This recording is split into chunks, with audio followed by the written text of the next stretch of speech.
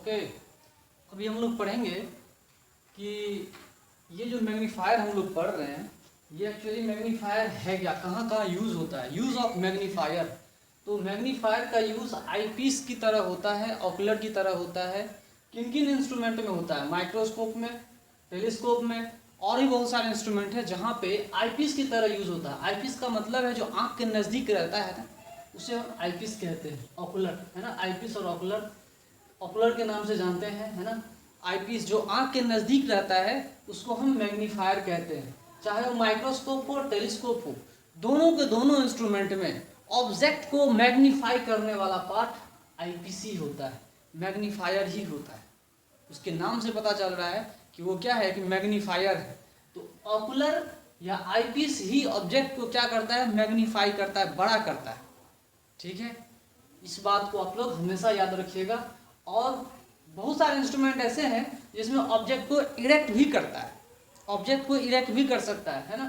तो essential part है, it is the essential part, most essential part, मैं तो कहूँगा most essential part. It is the most essential part of the most of the instrument, optical instrument like microscope, telescope. Microscope, telescope में ज़्यादातर में क्या होता है, आईपीस की तरह यूज होता है मैग्नीफायर, है ना, जिसको हम सिंपल माइक्रोस्कोप बोलते हैं। ठीक है, काफ़ी इंपॉर्टेंट पार्ट है। आँख के जो नज़दीक रहता है उसको हम क्या बोलते हैं, आईपीस कहते हैं।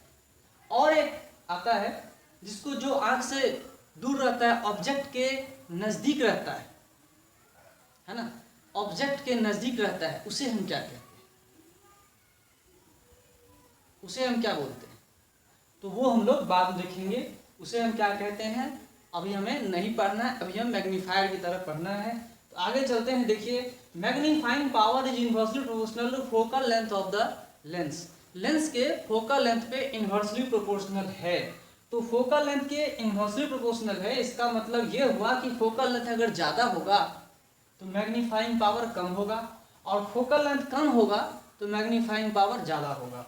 तो यहाँ देखिए क्या है, with increase in wavelength of light f also increases and magnifying power decreases। ठीक है, मतलब ये है कि focal length is directly proportional to lambda of the light.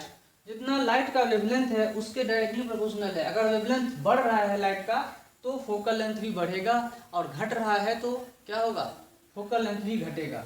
तो फोकल लेंथ अगर वेवलेंथ पे डिपेंड कर रहा है, इट मीन्स रेड लाइट का वेवलेंथ, सॉरी फोकल लेंथ क्या होगा, बड़ा होगा। किससे बड़ा होगा भाई, तो वायलेट कलर से। सबसे कम किसका होगा, वायलेट का होगा, देख लीजिए। ओके, आगे चलते हैं। यहाँ पे देखिए, magnifying power is inversely proportional to focal length. इस बात को आप लोग याद रखिएगा। With increase in wavelength of light f also increases.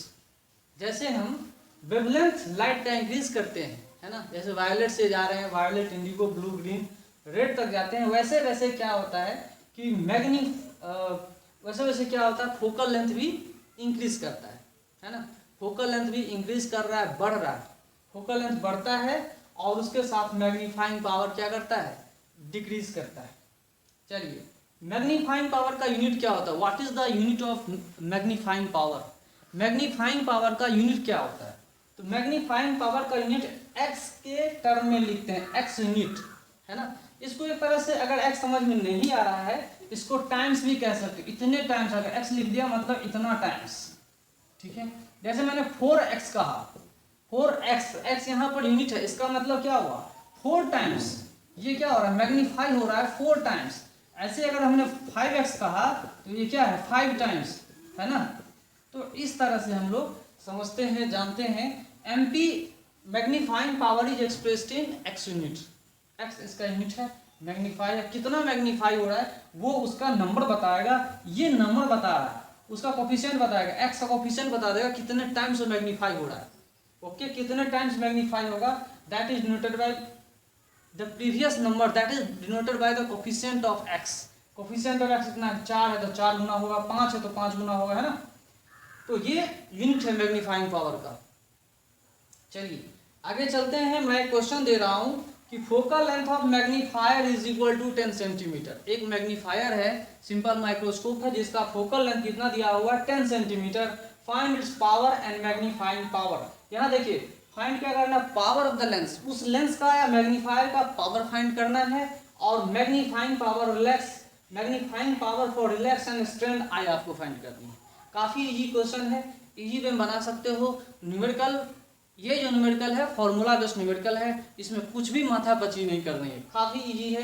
देखिए फर्स्ट अगर मैं सॉल्यूशन करना चाहूँगा, है ना, तो power is equal to 1/f। 1/f ये लेंस के लिए होता है, याद रखिएगा। It is for the lens not for the mirrors. Mirrors के लिए -1/f आता है। तो क्यों आता है मैं आपको पहले बता चुका हूँ कि कन्वर्जिंग टाइप का, क्योंकि f यहाँ अगर कन्वेक्स लेंस का फोकल लेंथ होगा तो यहाँ प्लस आएगा। पावर प्लस का मतलब होता है कन्वर्जिंग। इस बात को आप लोग याद रखिएगा, पावर प्लस का मतलब कन्वर्जिंग। फोकल लेंथ से यहाँ उतना ज़्यादा मतलब पावर क्या होना चाहिए, पॉजिटिव। इसका मतलब क्या हो रहा है, कन्वर्जिंग होता है। डॉक्टर अगर लिख दिया 2 डायोप्टर, इसका मतलब जो लेंस आपने यूज कर रहे हैं वो कन्वर्जिंग टाइप का है, कॉन्वेक्स हो गया, है ना, कन्वर्जिंग। तो पावर फॉर द लेंस, ये फॉर्मूला लेंस का होता है, -1/f मीटर का होता है, याद रखिएगा। तो ये फॉर्मूला भी आपको याद रखना होगा, तो ही क्वेश्चन को बना पाएंगे। यहाँ पावर ऑफ द लेंस कितना है, P is equal to 1/f। तो P is equal to 1/f लिखते हैं, धड़ाक से बहुत जल्दी क्वेश्चन बन जाएगा, 1/10। और डायोप्टर को यूज करने से पहले सेंटीमीटर को आपको मीटर में कन्वर्ट करना होगा। तो यहाँ पे सेंटीमीटर लिखेंगे, मीटर में कन्वर्ट करने के लिए हमें 100 से डिवाइड करना होगा, और ये डायोप्टर हो गया। तो कितना आ रहा है, 10 डायोप्टर। कितना आ रहा है भाई, 10 डायोप्टर, ठीक है। इसका पावर आ गया 10 डायोप्टर, मतलब प्लस में आप लिख सकते हो, कोई दिक्कत नहीं है। पावर कितना आ रहा है, प्लस में आ रहा है, मतलब कन्वर्जिंग टाइप का आ रहा है। चलिए इतनी बात समझ में आई, आगे चलते हैं। Magnifying power for relax and strained eye. Relax और स्ट्रेंड आई के लिए क्या कहानी है, इससे पहले हमने बता दिया था कि मैग्नीफाइंग पावर MP, जिसको हम मैग्नीफाइंग पावर लिख रहे हैं, इसका फॉर्मूला होता है D/f। और मैग्नीफाइंग पावर फॉर, ये जो लिखे हुए हैं क्या है, फॉर रिलैक्स्ड आई। ये किसके लिए है भाई, तो रिलैक्स्ड आई के लिए, जो आंख पूरी तरह से रिलैक्स में हो। और पूरी तरह से रिलैक्स कब होता है, जब ऑब्जेक्ट इन्फिनिटी पे होती है, सबसे कम स्ट्रेंड होता है। फॉर रिलैक्स्ड आई का मतलब लिस्ट स्ट्रेंड। रिलैक्स्ड आई का मतलब क्या हुआ, लिस्ट स्ट्रेंड आई, सबसे कम खिंचाव आंख में इसी पोजीशन में होता है, जिसको हम नॉर्मल स्टेट भी कहते हैं। It is also called the normal state of the eye, है ना। तो नॉर्मल स्टेट में आप याद रखिएगा कि मैग्नीफाइंग पावर जो होती है वो मिनिमम होता है। जो मैग्नीफाइंग पावर है वो क्या होता है, मिनिमम होता है, क्योंकि ऑब्जेक्ट छोटा सा दिखेगा। मैग्नीफाइंग पावर क्या है, छोटा दिखेगा यहाँ पर। तो यहाँ पे D/f, D क्या है भाई, तो 25 सेंटीमीटर है। 25 सेंटीमीटर मतलब ये डायोप्टर नहीं है, ये डायोप्टर नहीं है। It is the distance, list distance of distinct vision, जो 25 सेंटीमीटर होता है। हेल्दी आंख के लिए कितना होता है, 25 सेंटीमीटर होता है, सबसे कम दूरी। List distance of distinct vision, उसको क्या बोलते हैं, list distance of distinct vision, सबसे कम दूरी, दैट इज इक्वल 25 सेंटीमीटर यहाँ पे लिख देते हैं, और डिवाइडेड बाय इसके फोकल लेंथ से कर देंगे तो कितना आ रहा है, 10 सेंटीमीटर इसका फोकल लेंथ है। कितना आ रहा है बताइए, 2.5। ये मैग्नीफाइंग पावर 2.5x लिख रहे हैं। इसका मतलब जो मैग्नीफायर इसको मैग्नीफाई कर रहा है, 2.5 गुना ज्यादा मैग्नीफाई कर रहा है। 2.5 गुना मतलब 2.5 टाइम्स मैग्नीफाई जो हो रहा है ऑब्जेक्ट, वो कितना टाइम्स हो रहा है, 2.5 टाइम्स हो रहा है in the state of relaxed state. Relaxed state में, फुल्ली रिलैक्स स्टेट में, या लिस्ट स्टेट में बोलो, या नहीं तो नॉर्मल स्टेट में बोलो, है ना। ये कहानी आप लोग समझ लीजिए। फॉर द रिलैक्स टाइम मतलब fully relaxed, normal state, object at infinity, list state, ये सब चीजें हम लोग जब समझेंगे। अब हमने पढ़ लिया कि मैग्नीफाइंग पावर फॉर रिलैक्स्ड आई।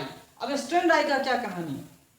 अब मैं मैग्नीफाइंग पावर अगर मैं बढ़ाता हूं तो ये स्ट्रेंड कंडीशन में क्या आता है, 1 प्लस D/f। तो मैग्नीफाइंग पावर मैक्सिमम वैल्यू कितनी होती है, मैक्सिमम इसी केस में होता है जब आंख जो है फुल्ली स्टैंड हो जाता है। स्टैंड कब होगा भाई, नजदीक में जब ऑब्जेक्ट आएगा तो। ये ऑब्जेक्ट मैं दूर रखता हूँ काफी छोटा दिखता है, ये ऑब्जेक्ट काफी दूर है तो काफी छोटा दिख रहा है, लेकिन नजदीक आएगा तो क्या होगा, बड़ा दिखेगा। तो बड़ा दिखने के साथ साथ एक खराबी भी आती है, आंख में खिंचाव आता है, आंख ज्यादा टेंशन में आता है, उससे देखने के लिए काफी आंख स्टैंड हो जाता है, काफी एक्टिव हो जाता है ना। वो रिलैक्स स्टेट नहीं कहलाता, that is called least relax state, most strained state, है ना।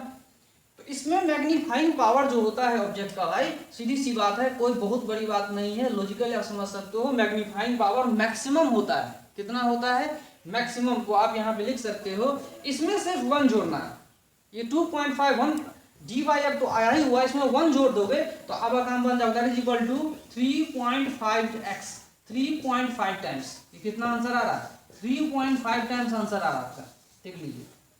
मतलब ये नॉर्मल स्टेट में तो 2.5 गुना कर रहा है, और अगर आप मोस्ट स्ट्रेंड कंडीशन में जाते हैं, ऑब्जेक्ट को काफी नजदीक में लेके आ रहे हैं, उसका मतलब ये हुआ कि ऑब्जेक्ट जो है वो 3.5 गुना बड़ा दिख रहा है, बस 1 गुना ज्यादा बड़ा दिखता है। इसी को बोलते हैं मैक्सिमम मैग्नीफाइंग पावर, और इसको बोलते हैं मिनिमम मैग्नीफाइंग पावर, ठीक है। ये मैक्सिमम मैग्नीफाइंग पावर है और ये मिनिमम मैग्नीफाइंग पावर है। इसमें ऑब्जेक्ट जो है इंफिनिटी पे रहता है, रिलैक्स स्टेट में रहता है, लिस्ट स्ट्रेंड रहता है, जिसको नॉर्मल स्टेट भी कहते हैं। इस कहानी में क्या है, इसमें जो हम लोग पढ़ रहे हैं अभी क्या है, मोस्ट स्ट्रेंड स्टेट।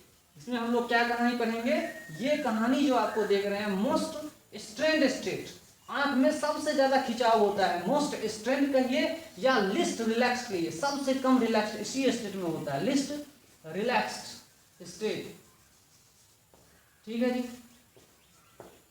चलिए इतनी सारी बात समझ में आई, आगे हम लोग और भी चीजों को समझेंगे, है ना।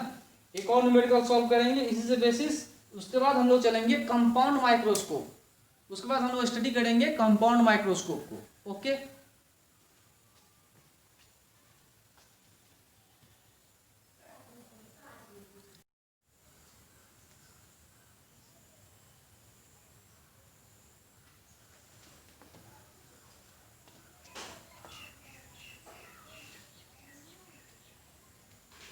ओके, क्वेश्चन को सॉल्व करते हैं। क्वेश्चन क्या है, a small object is placed at a distance of 5 centimetre from a magnifier of focal length 10 centimetre, find V of the image, मतलब पोजीशन ऑफ इमेज फाइंड करना है। Find the position of image, linear magnification and angular magnification, ये सब चीजें हमें find करनी है। काफी इजी क्वेश्चन है, और ये सब न्यूमेरिकल वैल्यूज आपके फॉर्मूला बेस्ड हैं, कुछ भी इसमें माथा पच्ची ज्यादा एक्स्ट्रा करना नहीं, फॉर्मूला बेस्ड क्वेश्चन काफी इजी है। और मैं पहले सबसे इजी क्वेश्चन को ही बताऊंगा आपको, इसका सॉल्यूशन देखिए कि क्या सॉल्यूशन होगा। जो फोकल जो फॉर्मूला होता है 1/v - 1/u = 1/f, वो फॉर्मूले में आप v की वैल्यू इस फॉर्मूले से यूज करना, और आपका क्वेश्चन बहुत जल्दी बन जाएगा, ठीक है। और ये आया कहाँ से, 1/v - 1/u = 1/f, कितना बार बता चुका हूँ, बहुत बार बता चुका हूँ। तो u की वैल्यू डालो, u की वैल्यू कितनी है, तो ऑब्जेक्ट लेंस के सामने है ना, तो -5। लेंस कैसा है भाई, मैग्नीफायर है, तो फोकल लेंथ दिया हुआ है क्या, तो 10 प्लस में आएगा। यहाँ देखिए ये माइनस है, ये प्लस है, तो कितना आंसर आ रहा है, आंसर देखिए कितना आंसर आ रहा है, तो ये आ रहा है -50, ये आ रहा है -50 डिवाइडेड बाय ये आ रहा है 5, ये कितना आ रहा है 5, तो v का वैल्यू कितना है -10 सेंटीमीटर। देखिए v की वैल्यू कितना है -10 सेंटीमीटर, मतलब ऑब्जेक्ट भी सामने बन रहा है, इमेज भी सामने बन रहा है, वर्चुअल इमेज बन रहा है, कोई दिक्कत नहीं है। v की वैल्यू हमें पता चल गया, बिफोर द लेंस बन रहा है। चलिए बिफोर द लेंस बन रहा है तो काफी अच्छा है। इसके बाद हम लोग सोचते हैं कि क्या कहानी होगी, ये तो हमने समझ लिया। इसके बाद फर्स्ट क्वेश्चन तो हमारा पता चला। सेकंड की बात करते हैं। अगर हमें लीनियर मैग्निफिकेशन की बात करनी होगी, जिसको हम लोग स्मॉल m के नाम से जानते हैं, तो लेंस में क्या होता है, लीनियर मैग्निफिकेशन का फॉर्मूला क्या होता है। तो आप इस क्वेश्चन को बनाने के लिए वीडियो पॉज कर लेना, ठीक है, और वीडियो पॉज करके क्वेश्चंस को आप सॉल्व कर सकते हो, कोई दिक्कत नहीं है, ठीक है। m = क्या लिखा था, m = क्या था, तो m = लेंस के लिए आता है v/u। v कितना है भाई -10 सेंटीमीटर, u कितना है तो -5 सेंटीमीटर। अब बताइए कितना आ रहा है, +2 है ना, तो लीनियर मैग्निफिकेशन कितना है, +2, 2 है, 2 टाइम्स बड़ा दिख रहा है ऑब्जेक्ट। लीनियर मैग्निफिकेशन मतलब ऑब्जेक्ट 2 टाइम्स बड़ा दिखेगा। एंगुलर मैग्निफिकेशन क्या होगा, एंगुलर मैग्निफिकेशन ये हमें फाइंड करना है। तो एंगुलर मैग्निफिकेशन को हम मैग्नीफाइंग पावर के नाम से भी जानते हैं, ठीक है, इसको हम लोग क्या जानते हैं, मैग्नीफाइंग पावर के नाम से भी जानते हैं। तो least distance of distinct vision पे अगर मैं इसको मैग्नीफाइंग पावर को पढ़ूं तो D/U हमारा क्या होता है, फॉर्मूला होता है ना। तो D/U सबको पता है कि D क्या है, least distance of distinct vision 25 centimetre. U कितना है, U कितना है भाई, तो U आ रहा है आपका कितना, 5 सेंटीमीटर, है ना। तो अब बताइए कितना मैग्नीफाइंग पावर कितना आया, 5 टाइम्स 5x। हमने क्या किया, ये 5 टाइम्स बड़ा दिखेगा, ठीक है। तो मैग्नीफाइंग पावर आपको दिख गया, एंगुलर मैग्निफिकेशन भी आपको दिख जा रहा है, कोई दिक्कत नहीं। और इससे पहले जो हमने क्वेश्चन सॉल्व किया था उसमें हमने फोकल लेंथ को क्या यूज किया था, 10, है ना। तो फोकल लेंथ जो हमने 10 यूज किया था उसके बदले अब आप लोग क्या करोगे, जो प्रीवियस क्वेश्चन है, इससे प्रीवियस क्वेश्चन जो हमने दिया था उस क्वेश्चन में हमने फोकल लेंथ कितना दिया था, 10 सेंटीमीटर दिया था। अब वहां पे फोकल लेंथ को बदल करके आप लोग 5 सेंटीमीटर डाल के देखोगे, फिर 15 सेंटीमीटर डाल के देखोगे, फिर 20 सेंटीमीटर डाल के देखोगे, है ना। तीनों फोकल लेंथ आप डाल के देखना। ऐसे सिचुएशन में क्वेश्चन को रिपीट करना है, प्रीवियस क्वेश्चन को रिपीट करना है और प्रैक्टिस में लाना है। फोकल लेंथ अगर दिया हो तो find the power of the lens, है ना, फाइंड क्या करना है, power of the lens find करना है, and power magnifying power for the relaxed eye and the most strained eye. दोनों कंडीशन में आपको 3 क्वेश्चन बनेंगे और काफी प्रैक्टिस के लिए आपके लिए आसान हो जाएगा। इसी क्वेश्चन को मैं अगर चेंज कर दूं, मान लो कि ऑब्जेक्ट का यहाँ पे मैं अगर 10 सेंटीमीटर दे दूं, डिस्टेंस 10 सेंटीमीटर हो और ये 20 सेंटीमीटर हो, तो क्या इतने सारे जो आंसर्स हैं क्या वो चेंज हो जाएंगे, ये चेंज हो जाएगा, ये आंसर चेंज करेगा, लेकिन ये आंसर चेंज करने वाला नहीं है। जो भी होगा आप क्वेश्चन को रिपीट करोगे, चेंज हो या ना हो क्वेश्चन को रिपीट करोगे। एक बार 10 और 20 ले लोगे, फिर उसके बाद क्या करोगे, इसको 20 ले लो और इसको ले लो 50, है ना, 50 ले लो, इस तरह से क्वेश्चन को रिपीट कर लो, है ना। एक बार 30 ले लो और इसको 60 ले लो, इस तरह से क्वेश्चन को आप लोग रिपीट करो और जो भी आंसर आ रहा है आप लोग ले लो, प्रैक्टिस में रखो, है ना।